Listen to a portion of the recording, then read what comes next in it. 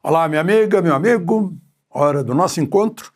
Neste 13 de outubro, há 100 anos, nascia Margaret Thatcher, que reergueu a Inglaterra que estava prostrada. Reergueu porque impôs a realidade fiscal. Mostrou que o socialismo acaba quando acaba o dinheiro dos outros.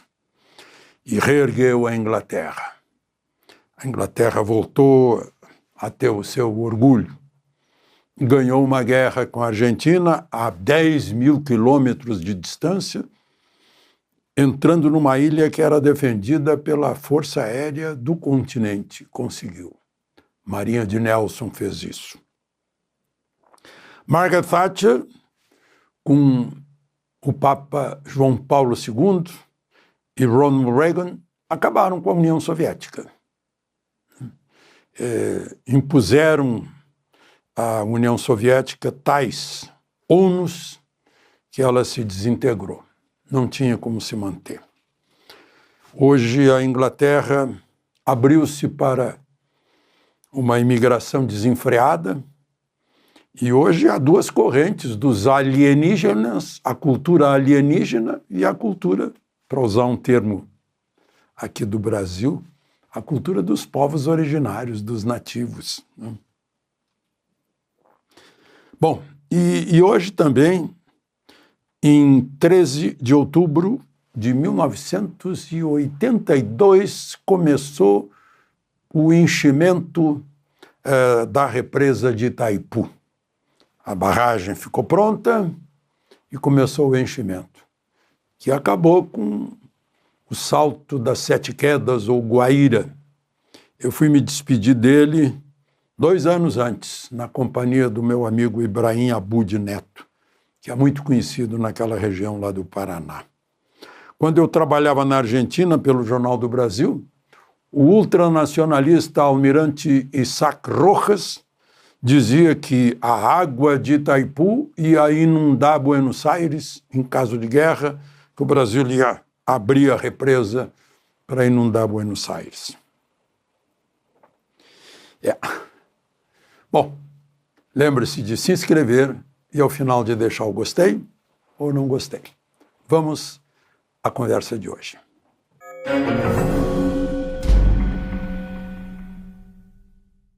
Bom, o presidente Lula esteve com o Papa pela manhã, uma audiência privada, mas não foi só ele e Janja.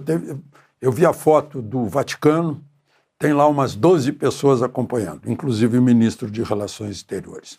Depois ele foi à FAO, que é o órgão das Nações Unidas para Produção de Alimentos e Agricultura, e numa entrevista, logo depois, ele foi perguntado sobre se ele daria a vaga de Barroso no Supremo para um amigo. Ele respondeu: não quero um amigo, quero alguém para cumprir a Constituição. Foi assim com todos que indiquei. Aqui no Brasil é assim, vale dizer qualquer coisa, porque há um silêncio em troca, ninguém contesta, parece que as pessoas não aprenderam a pensar para saber se estão sendo enganadas ou não. Né? Um dos que ele indicou, Dias Toffoli, por exemplo, foi o que inventou, sem Ministério Público, o inquérito do fim do mundo. Né? A ministra Carmen Lúcia foi a que disse que censura só mais uma vez, quando censurou Brasil Paralelo. Né? Está proibida a censura pela Constituição.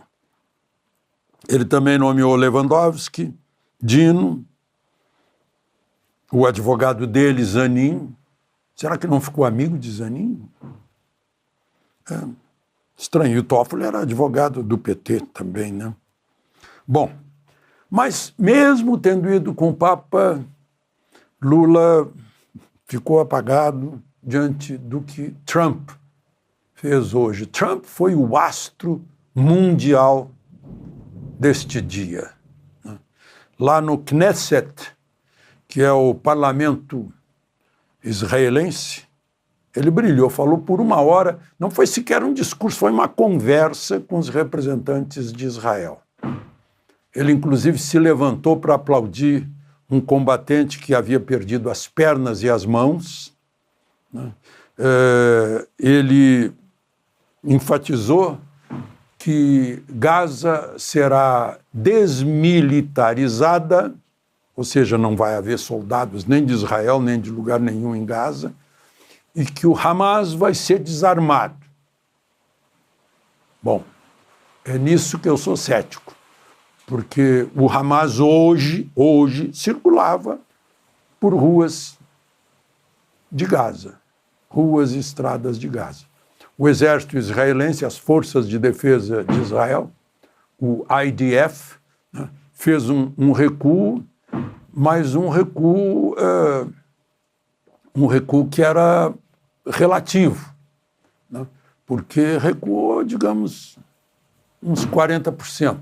A situação em Gaza está desse jeito. Eu não acredito muito que vão conseguir desarmar, que o Hamas vai entregar as armas. Certamente vai esconder as armas, né?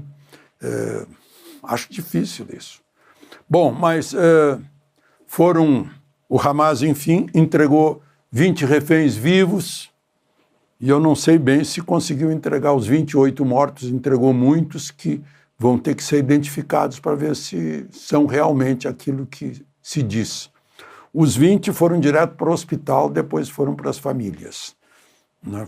Foi uma festa muito grande. Todos eles estavam depauperados completamente, né? Alguns nem enxergavam. Há gente que não consegue falar porque desaprendeu tal a pressão, o esvaziamento das pessoas, né? Da psique das pessoas. Bom, Trump saiu de lá e foi para Sharm el-Sheikh. Não sei se vocês lembram de Sharm el-Sheikh no Mar Vermelho. Foi um dos episódios dessas guerras aí ao longo, eu acho que na Guerra dos 6 Dias, os israelenses, depois de atacados, foram até lá. E lá, representantes da Turquia, do Catar e do Egito assinaram mais um acordo de paz. Isso é muito importante, porque vai fechando a possibilidade de fornecimento de armas para o Hamas. Eu já disse para vocês, enquanto existir Hamas, né, que são os xiitas, não tem jeito, os xiitas, a sede dos xiitas religiosa é Jerusalém, ao passo que a dos sunitas é na Arábia Saudita, né, em Meca, né? Mas, enfim, estavam falando, vem aí o presidente da Indonésia, que é o maior país muçulmano sunita do planeta, né, para confirmar tudo isso. Não sei se ele vai vir amanhã ou não. Mas, enfim, Trump fez brincadeira, fez ironia com o próprio Netanyahu, né? E amanhã ele já estará na Casa Branca recebendo Milley para um almoço de trabalho. O Milley já está indo para lá. Bom,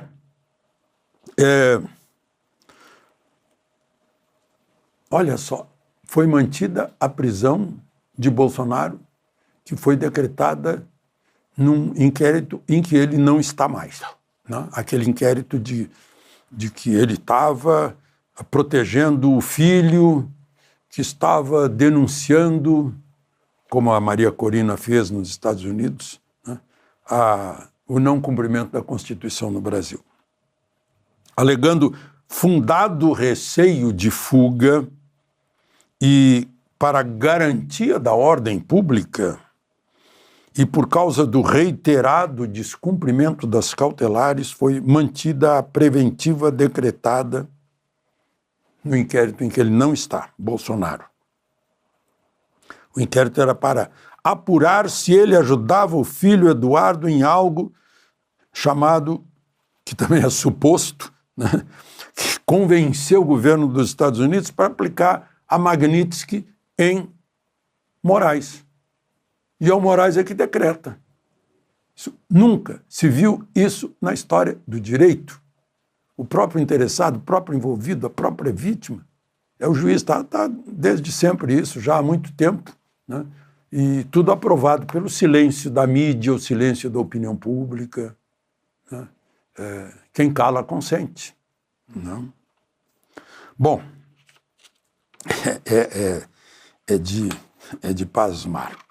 Bom, e a Procuradoria-Geral da República apontou um erro de Moraes, mas não é com o Bolsonaro, é um outro réu, do 8 de janeiro. Moraes decretou a prisão preventiva porque o réu rompeu a tornozeleira e está foragido. Só que ele não rompeu a tornozeleira, nem estava foragido, estava em casa. O réu estava se apresentando mensalmente ou semanalmente na justiça, lá em Uberlândia. Ele se apresentava no 3º andar do tribunal. Aí mandaram que se apresentasse em outra vara no 1º andar. Ele se apresentou sempre, lá no 1º andar. Lá no 3º andar, ele está ausente, foragido, sem tornozeleira. Olha, Franz Kafka tem matéria-prima mais do que suficiente para escrever um outro processo. Moraes, na ordem de prendê-lo, disse que foi um comportamento desafiador de desrespeito a esta Suprema Corte com rompimento da tornozeleira e fuga de casa. Kafkiano. Não rompeu nem saiu de casa. Quem descobriu isso foi a Procuradoria-Geral da República, que avisou Moraes que ele está preso. O nome dele é Divânio Natal. Ficou atrás das grades por 6 meses por causa disso. Foi punido porque mandaram se apresentar no 1º andar e não no 3º do prédio do tribunal. E só para encerrar, 8º habeas corpus. Cada vez que alguém vai depor na CPI da Previdência, já vai de habeas corpus para ficar calado. Por que tem que ficar calado, hein? É o ex-presidente do INSS, Alessandro Stefanuto. Gente, ele pode ficar calado, a Constituição garante, né? Devido processo legal garante para não fazer prova contra si. Mas ele, como ex-presidente, será que ele não ama a instituição a ponto de não falar nada para contribuir para investigar o rombo que fizeram nas contas de 2.300.000 idosos, de mais de 6 bilhões de reais, no maior escândalo que a história desse país já viu? Habeas corpus, como advogado. Não respondeu nem sequer a pergunta de quando o senhor entrou no serviço público. Nem isso. Está com medo de quê?